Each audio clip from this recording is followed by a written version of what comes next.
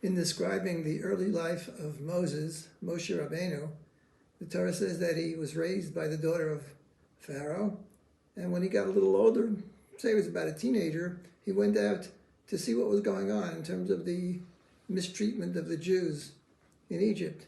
And he came upon an Egyptian officer who was beating a Jew, and he intervened and to save his life, and he slew the Egyptian, and he buried him in the sand.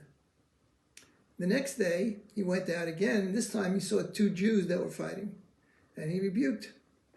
He said to the wicked one, "Why are you hitting your friend?"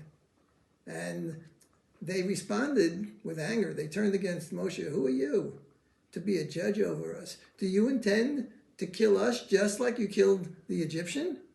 And Moshe was very afraid because he realized that the matter had been discovered. But this is a very significant question.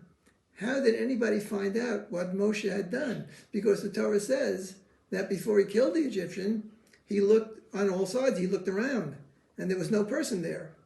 And so I imagine that he was able to see, and I would take the Torah at face value. There was nobody there. So who knew?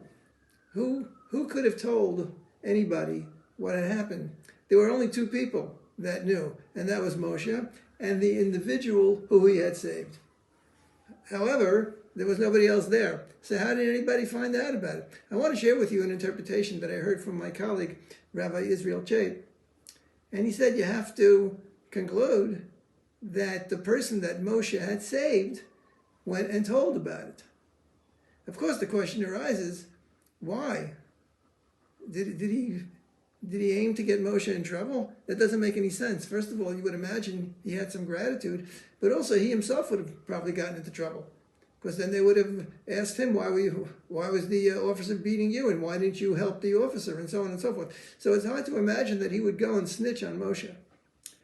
So other people have explained the real intention over here is not that he was malicious.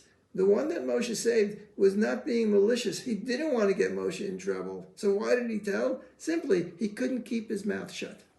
That's a very, very important understanding. And that is, if we're honest, we could see that. Many, many times when we discover something, some point of gossip, some point of interest, it's very, very impossible to keep it to ourselves. You have to find someone to share it with. Of course, then you tell the other person that you're not allowed to tell this to anyone. I'm just telling this to you. You can't tell. And they premise, they agree. Of course not, because they have to hear it. The curiosity. Then they're in the same position. Now they have this piece of gossip, and they have to unload it. They have to share it. And the same thing. And then they tell another person. And before you know it, everybody knows. That's a very interesting phenomenon, the need to tell. There are many experiences in life that you simply have to share. If something great happens to you, say you won the lottery, but you can't tell anybody, that would be very, very difficult. You'd be bursting at the seams because you have to share it with somebody, at least one person. And that's a very interesting aspect of human existence.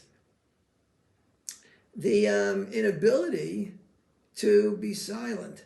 And that's why there's so much gossip in the society. There's so much of what we call lashon hara, evil speech.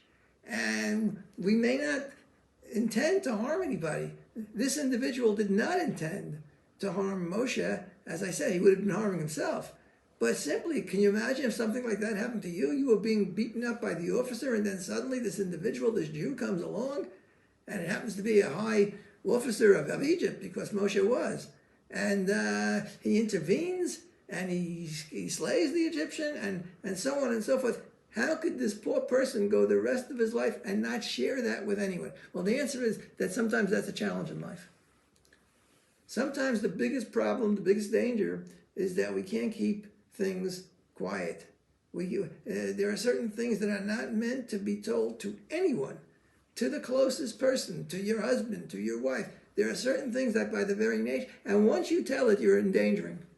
Because there's no guarantee that this person that you're telling it to will be able to keep the promise that they made, that they won't share it with anyone. So there's a very important lesson over here, and we have to gain that type of self-control to be able to guard secrets and keep things silent that are not meant to be shared, and if they are shared, can cause great harm.